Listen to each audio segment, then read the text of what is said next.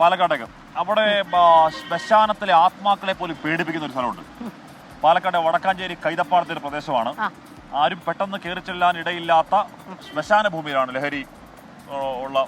അവർക്ക് വലിയ പേടിയൊന്നുമില്ല. അതെ, അത് അങ്ങനത്തെ ഒരു സ്ഥലമായതുകൊണ്ട് തന്നെ പോലീസും എക്സൈസും കിണഞ്ഞ് പരിശ്രമിച്ചിട്ടും ഈ മേഖല ലഹരി മുക്തമാക്കാൻ കഴിഞ്ഞിട്ടില്ല. ആ ഹോട്ട്സ്പോട്ടിലേക്ക് ഒന്ന് പോകാം. പാലക്കാട് വടക്കഞ്ചേരിയിലെ കൈതപ്പാടത്താണുള്ളത്. ബ്രാഹ്മണ സമൂഹം ശ്മശാന കർമ്മങ്ങൾക്കായി ഉപയോഗിക്കുന്ന ഭൂമിയാണ് എനിക്ക് പുറകിലുള്ളത്. പക്ഷേ ഇപ്പോൾ ഇവിടം ലഹരി പൂക്കുന്ന ഇടമായി മാറിയിരിക്കുകയാണ്. ദൃശ്യങ്ങൾ നമുക്കൊന്ന് കാണാം.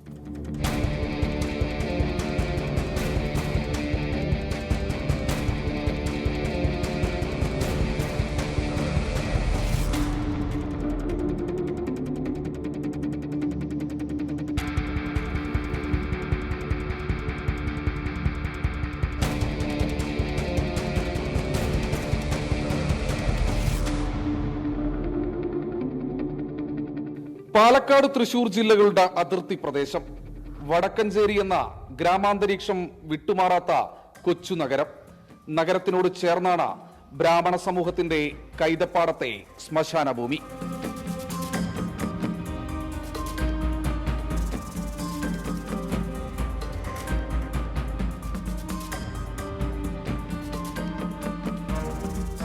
കാടുപിടിച്ച അന്തരീക്ഷവും ആരും പെട്ടെന്ന് വന്നെത്തില്ല എന്നതും ലഹരി ഉപയോഗിക്കുന്നവരെയും വിൽപ്പനക്കാരെയും ഇവിടേക്ക് എത്താൻ പ്രേരിപ്പിക്കുന്നു. വളരെ മോശമാണ്. നല്ല പാമ്പുകളൊന്നും രണ്ടെണ്ണം ഉണ്ടായിരുന്നു. ഇപ്പോൾ എന്താണെന്നറിയില്ല, ഈ കുട്ടികൾക്ക് എന്താ ഈ ധൈര്യത്തിൽ അവിടെ ഈ ആൾക്കാർക്ക് എന്താ കാണിക്കുന്ന അറിയില്ല. രാവെന്നോ പകലെന്നോ ഭേദമില്ലാതെയാണ് ഇവിടുത്തെ ലഹരി ഉപയോഗം. മദ്യം മാത്രമല്ല, സിന്തറ്റിക് ലഹരികളും കഞ്ചാവടക്കവും പ്രദേശത്ത് വിൽപ്പനയും ഉപഭോഗവും തകൃതിയെന്ന് നാട്ടുകാർ പറയുന്നു. പലതുണ്ടെന്നാണ് ഞങ്ങൾക്ക് കേൾവി. പക്ഷെ ഞങ്ങൾ പോകുന്ന സമയത്തൊന്നും ആരും കാണാറില്ല.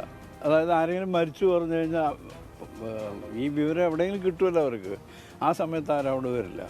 മേഖലയിലെ സ്കൂളുകളിലെ കുട്ടികളടക്കം ഇവിടുത്തെ കുറ്റിക്കാടുകളുടെ മറവിൽ പലപ്പോഴും ഉണ്ടാകാറുണ്ടെന്ന് പോലീസിനും അറിയാം. മിക്കപ്പോഴും പരിശോധനകൾ നടക്കാറുണ്ടെങ്കിലും ശ്മശാന ഭൂമി പിന്നെയും ലഹരി ആസ്വദിക്കാനെത്തുന്നവർക്ക് പറുദീസയാവുകയാണ്.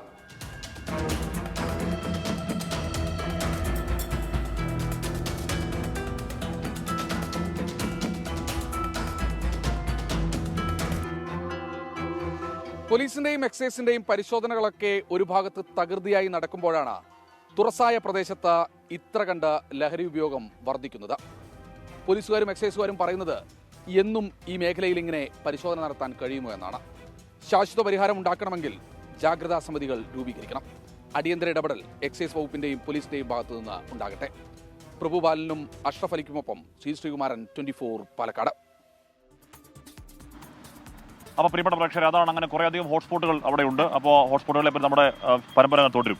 ശ്രീജിത്ത്, ഇതിപ്പോ ഇങ്ങനെയുള്ളൊരു സ്ഥലമായതുകൊണ്ട് തന്നെ എക്സൈസിനൊന്നും പിടിക്കാൻ പറ്റുന്നില്ല എന്നുള്ളതാണോ? ഇത്രയും നമ്മൾ കൃത്യമായിട്ട് ഇത് അധികൃതരിലേക്ക് മുന്നിലേക്ക് എത്തിക്കുമ്പോൾ അതിനൊരു പരിഹാരം ഉണ്ടാകുമെന്ന് നമുക്ക് പ്രതീക്ഷിക്കാൻ പറ്റുമോ? നമുക്ക് അങ്ങനെ പ്രതീക്ഷിക്കാം. നമ്മൾ ഇന്നലെ പഞ്ചായത്ത് പ്രസിഡന്റൊക്കെ സംസാരിച്ചു. ആ പ്രദേശത്ത് തന്നെയാണ് സ്മിത നമ്മളിപ്പോൾ ഉള്ളത്. ഇവിടെ ഇപ്പോഴും സമാനമായ രീതിയിൽ നമ്മൾ ഇന്നലെ വന്നു പോകുമ്പോൾ ഉണ്ടായിരുന്നതിനേക്കാൾ കൂടുതൽ മദ്യക്കുപ്പികളും അതുപോലെ തന്നെ മറ്റ് ലഹരി ഉപയോഗിക്കുന്ന സാധനങ്ങളും ഒക്കെയാണ് ഈ തുറസായ പ്രദേശത്ത് കിടക്കുന്നത്. ഒരു ശ്മശാന ഭൂമിയാണ്. ബ്രാഹ്മണ സമൂഹം, ഈ വടക്കഞ്ചേരി ഗ്രാമത്തിലേതടക്കമുള്ള ബ്രാഹ്മണ സമൂഹം അവരുടെ ശ്മശാനം തരത്തിൽ ഉപയോഗിക്കുന്ന ഭൂമി തന്നെയാണ്. ഇതൊരു ആൽത്തറയായിരുന്നു. പക്ഷേ ഇപ്പോൾ സമാനമായ രീതിയിൽ ഇത് ഈ നേരത്തെ ഞാൻ സൂചിപ്പിച്ചതുപോലെ തന്നെ ഇത് ഇപ്പോൾ ഈ മദ്യപാനികളുടെയും അതുപോലെ തന്നെ ഇത്തരത്തിലുള്ള ആളുകളുടെയും ലഹരി ഉപയോഗിക്കാനെത്തുന്ന ആളുകളുടെയും പറുദീസയാണ്. മദ്യമാണെങ്കിൽ പോകട്ടെ എന്നാണ് ഇവിടുത്തെ നാട്ടുകാർ ഇപ്പോൾ വളരെ വിഷമത്തോടുകൂടി പറയുന്നത്. അത് മദ്യം മാത്രമല്ല, ചെറിയ കുട്ടികളടക്കം പാടത്തുകൂടിയാണ്, പുറകിലെ സ്കൂളുകളിൽ നിന്ന് പാടത്തുകൂടി വന്ന് കയറുന്ന കുറ്റിക്കാടുകളടക്കം ഈ പ്രദേശത്ത് നിരവധിയുണ്ട്.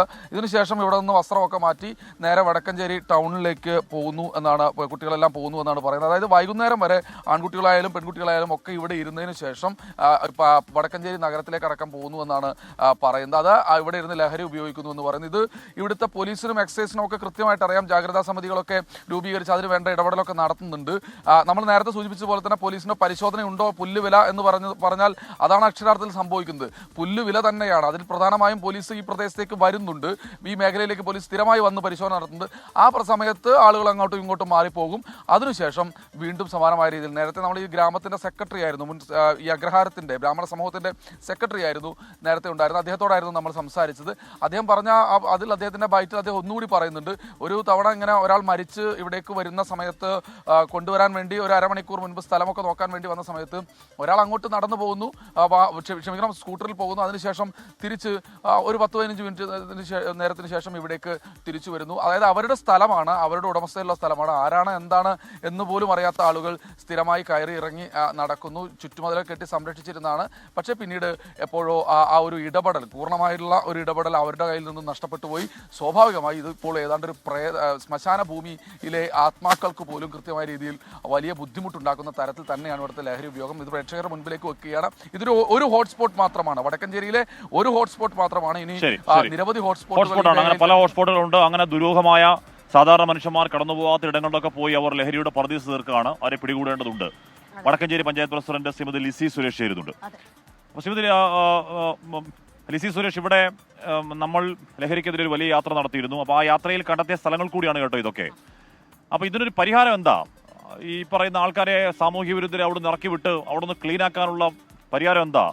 സാറേ, ഇത് എന്താന്ന് വെച്ചാൽ നമ്മുടെ വളരെ മുമ്പ് കാലം തുടങ്ങി തന്നെ നമ്മൾ ജാഗ്രതാ സമിതികളൊക്കെ രൂപീകരിച്ച് വളരെ നല്ല രീതിയിൽ ഇടപെടലും നമ്മുടെ സാമൂഹിക പ്രവർത്തകരാണെങ്കിലും പൊതുജനങ്ങളാണെങ്കിലും അല്ലെങ്കിൽ സംഘടനകളാണെങ്കിലും അതിന് നല്ല നേതൃത്വം, അതേപോലെ ഇങ്ങനെയുള്ള ആളുകളും കാണുമ്പോൾ പറയും, പോലീസ് ഇടപെടലൊക്കെ ഉണ്ട്.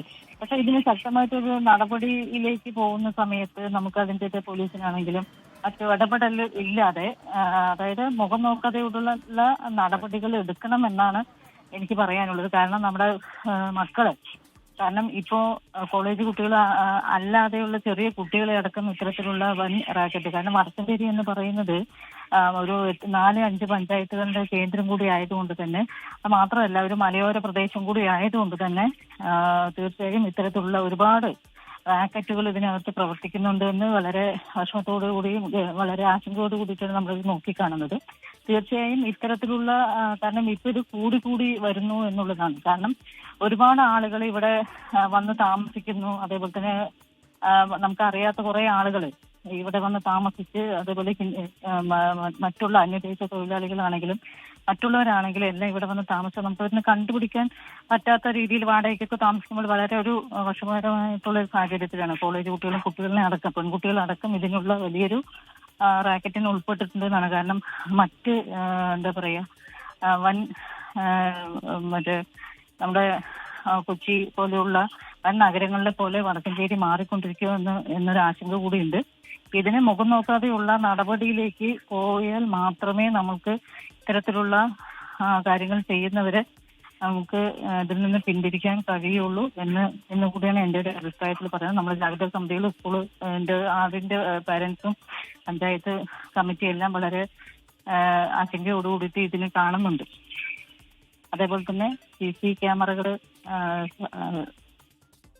നോക്കാതെ നടപടി എടുക്കണം എന്നുള്ളത് തന്നെയാണ് അല്ലെ. എന്ന് മാത്രമല്ല, നമ്മൾ ഈ പറയുന്ന ജാഗ്രതാ പ്രവർത്തനങ്ങളൊക്കെ ഒരു ആരംഭശൂരത്വം എന്നുള്ള നിലയ്ക്ക് ഇത് തുടങ്ങി നിർത്തിയാൽ പറ്റൂല. നമ്മളങ്ങനെ തുടർന്നുകൊണ്ടേയിരിക്കണം. കാര്യം ഇവർ ഒരുപക്ഷെ നമ്മൾ പ്രതിരോധം ശക്തമാക്കുമ്പോൾ ഈ സർപ്പങ്ങൾ ഒന്ന് പത്തി താഴ്ത്തിയിരിക്കും. പക്ഷെ അതിനുശേഷം പൂർവാധികം ശക്തിയോടുകൂടി അവർ ഭണം വിടർത്തിയാടും. അതിനനുവദിച്ചുകൂടാ. 10 കിട്ട് നമുക്ക് അടിച്ചേ മതിയാവുള്ളൂ. ഒരു തർക്കം അക്കാര്യത്തിലില്ല. അപ്പം നമ്മുടെ ആർജവത്തോടെയുള്ള പ്രതിരോധം ദീർഘകാലങ്ങൾ, ഒരുപക്ഷെ വർഷങ്ങളോളം നമ്മൾ അങ്ങനെ കണ്ണും കാതും തുറന്നിരുന്നാൽ മാത്രമേ ആ മാഫിയെ നിയന്ത്രിക്കാൻ കഴിയുള്ളൂ. ഉണ്ടാവും, അതിനകത്ത് ഒരു സംശയമില്ല. വെല്ലുവിളികളെ അതിജീവിച്ച് തന്നെ മുന്നോട്ട് പോകണം. മാഡം പറഞ്ഞതുപോലെ തന്നെ മുഖം നോക്കാതെയുള്ള നടപടി ഉണ്ടാകും എന്ന് നമുക്ക് പ്രതീക്ഷിക്കാം ഉടനടി.